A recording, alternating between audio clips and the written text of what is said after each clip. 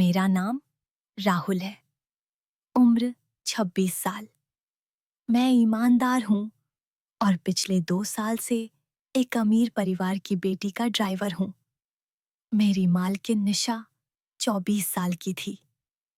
बेहद खूबसूरत नशीली आंखों वाली और अत्यधिक अमीर। वह पार्टी और अय्याशी की शौकीन थी।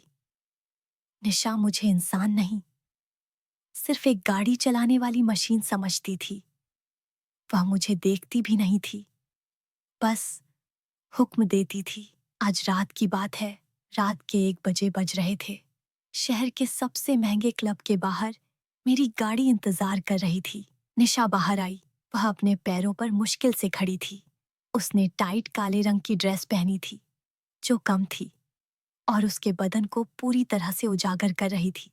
वह जबरदस्त नशे में थी। उसके बाल बिखरे थे और उसका चेहरा गुलाब की तरह लाल था। उसका दोस्त उसे धक्का देकर मेरी कार की पिछली सीट पर फेंक गया। निशा ने अंदर आते ही जोर से चिल्लाकर कहा, तेज चला राहुल, बहुत तेज। मुझे उल्टी आ रही है। गाड़ी अंधेरी और सुनसान सड़क पर चल रही थी। निशा का नशा पड़ रहा था। उसने अजीब सी आवाज निकाली, रुको कार, रुको। मैंने तेज ब्रेक लगाया। निशा आगे की सीट से टकरा गई। मैंने पीछे मुड़कर देखा। निशा बुरी तरह कांप रही थी।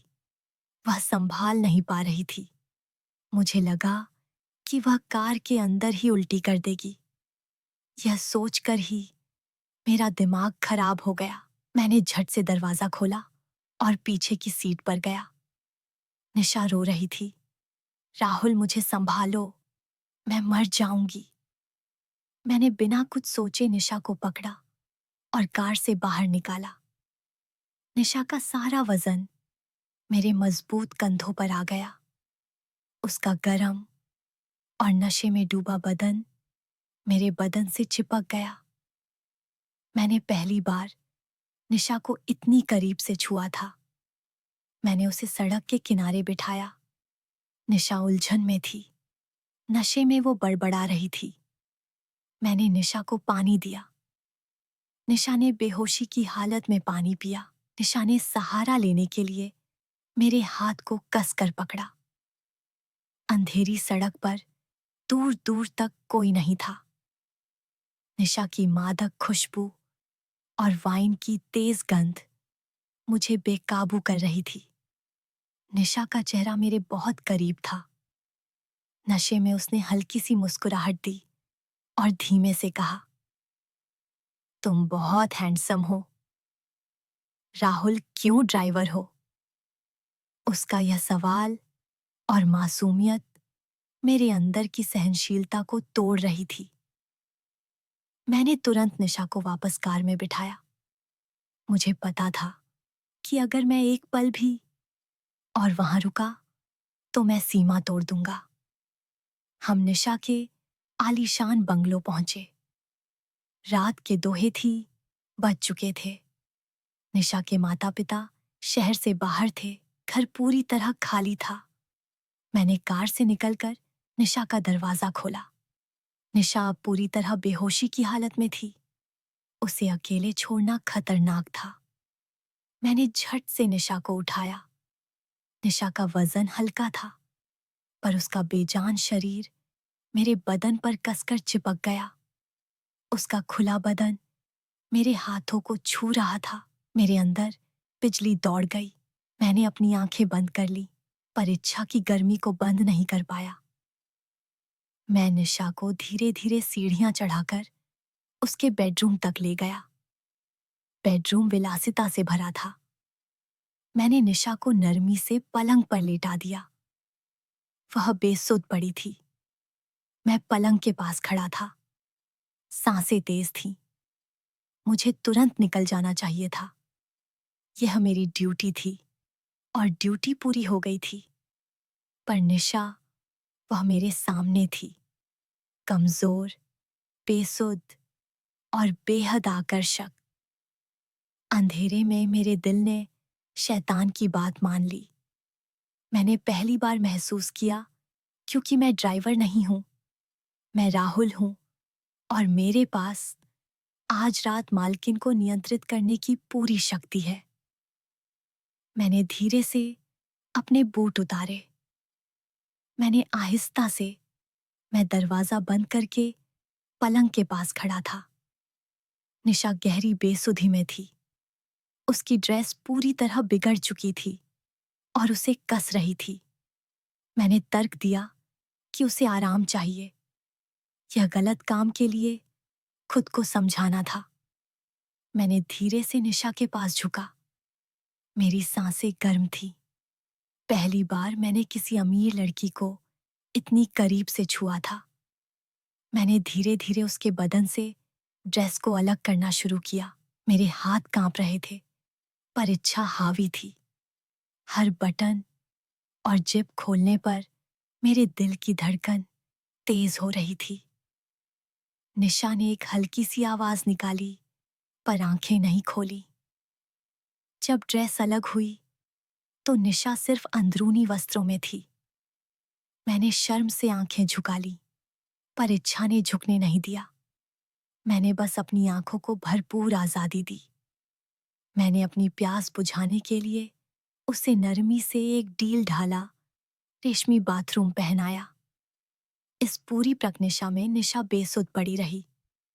मैं निशा के बगल में पलंग के किनारे बैठ गया। मेरे हाथ अभी भी गर्म थे। मैंने अपनी वर्दी उतार दी।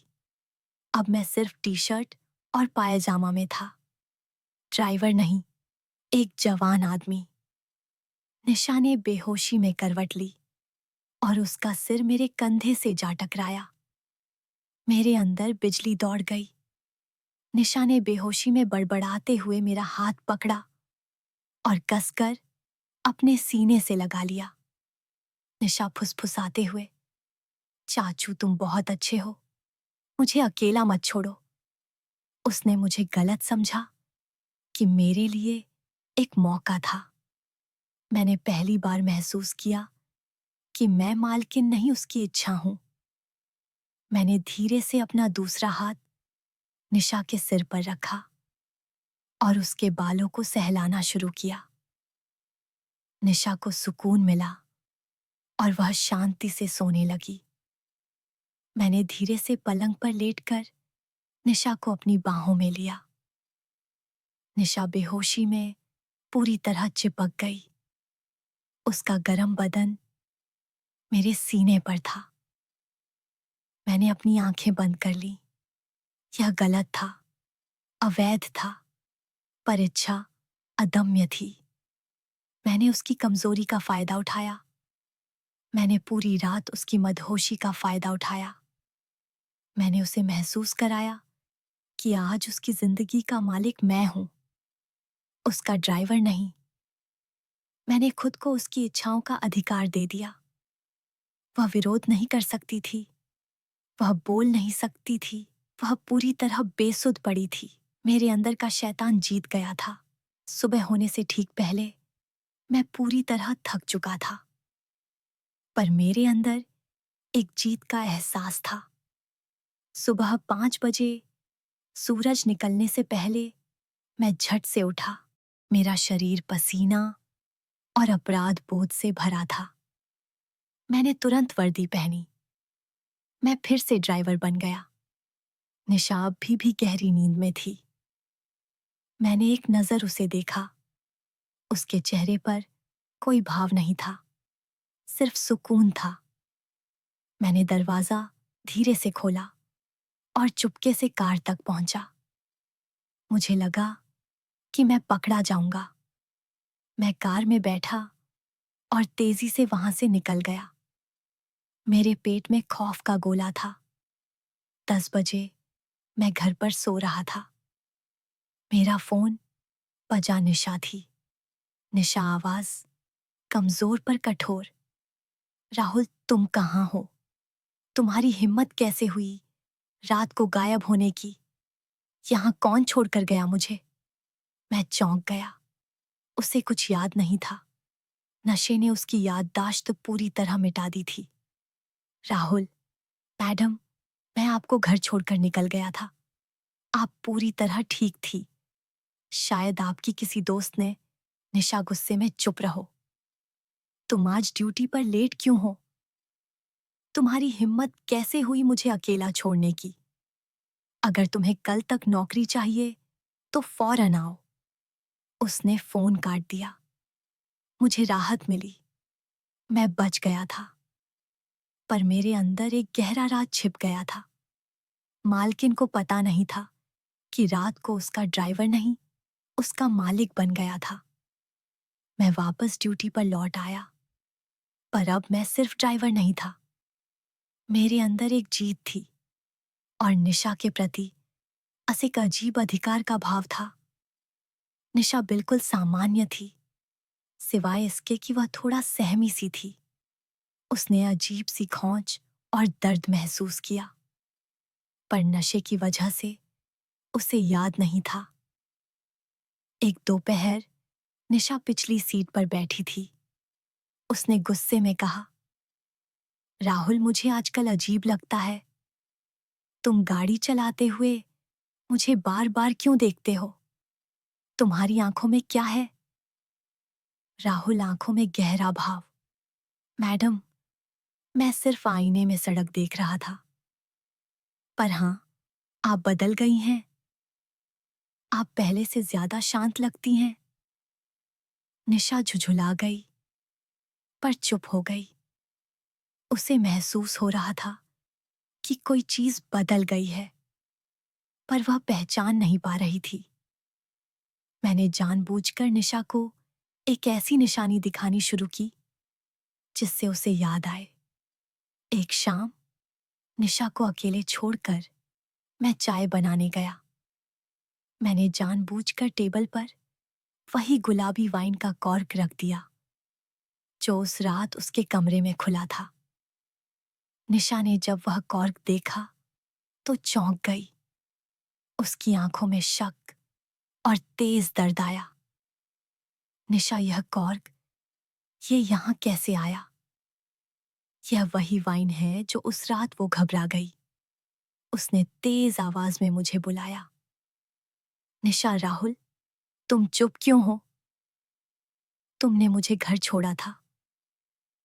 तुम पूरी बात क्यों नहीं बताते? राहुल सामने आकर, आंखों में घूरकर, मैडम, मैंने आपको आपके बेडरूम तक छोड़ा था। आप पूरी तरह बेहोश थीं। मैं आपको अकेला कैसे छोड़ देता? मैंने आपकी मदद की। निशा, किस तरह की मदद? मैंने अपने बदन पर खौंच देखी है। तुम वहां क्यों रुके थे? सच बोलो। राहुल, हाँ मैडम, मैं रुका था। आप बेसुध थी। आप मेरा हाथ पकड़कर बड़बड़ा रही थी। आपने मुझे अपना चाचू समझा था। और हाँ, मैंने उस रात आपका फायदा उठाया था। निशा पीछे हटी। उसका चेहरा सफेद पड़ गया। वह आंसू रोक नहीं पाई। निशा कांपते हुए, तुमने तुमने मेरे साथ क्या किया? मैं तुम्हें जेल भेज दूंगी। तुम सिर्फ एक ड्राइवर हो। राहुल, हाँ भेज दीजिए। पर सोचिए मैडम, आप दुनिया को क्या बताएंगी? आप पार्टी में नशे में बेहोश थी और आपका ड्राइवर आपके बेडरूम में था। आपका नाम भी खराब होगा। राहुल ने धीरे से आगे बढ़कर निशा के गाल पर हाथ रखा। निशा ने विरोध नहीं किया। राहुल, मैडम, मैं आपकी मजबूरी नहीं बनना चाहता था, पर आपकी नजर में मैं कभी इंसान नहीं था। उस रात मैंने सिर्फ अपना अधिकार लिया था। मैं आपसे कोई मांग नहीं रखूंगा, पर अब आप जानती हैं कि आपका ड्राइवर कौन है। निशा ने कमजोरी महसूस की। वह जानती थी कि राहुल सही कह रहा था। वह चुप रही। उसने उस रात उसको हमेशा के लिए राज बनाने का फैसला कर लिया, लेकिन रिश्ता पूरी तरह बदल गया था। राहुल अब सिर्फ ड्राइवर नहीं था, वह अधिकार जताता था। निशा अब अकेली नहीं पार्टी करती थी। उसे राहुल का डर और आकर्षण दोनों था। एक हफ्ते बाद निशा ने राहुल को बेडरूम में नहीं, बल्कि बाहर गार्डन में बुलाया। निशा, राहुल, तुम अब मेरी गाड़ी नहीं चलाओगे? मैं तुम्हें एक बड़ा पैसा देकर नौकरी से निकाल रही हूं। ये हमारे दोनों के लिए ठीक है। और हाँ, उस रात का राज मेरे साथ ही दफन होगा। राहुल ने पूरी बात समझ ली। उसने पैसे लिए और बिना एक शब्द कहे निशा को देखा। उस आंख में जीत और अधिकार था। उस रातों के बाद निशा ने पार्टियां छोड़ दी। उसे एहसास हो गया था कि अगर आपने किसी इंसान को सिर्फ मशीन समझा तो एक दिन वह इंसान अपना अधिकार लेकर खड़ा हो जाएगा। राहुल ने अपना बदला ले लिया था, मालकिन की कमजोरी पर अपना नाम लिखकर। अगर वीडियो पसंद आया हो तो लाइक करो, शेयर करो और कमेंट में दिल का इमोजी जरूर भेजना। ऐसे ही दिल छू लेने वाली कहानियां देखने के लिए सोना की स्टोरी चैनल को सब्सक्राइब करना मत भूलना। मिलते हैं अगली कहानी में एक नए एहसास, एक नई सोच के साथ।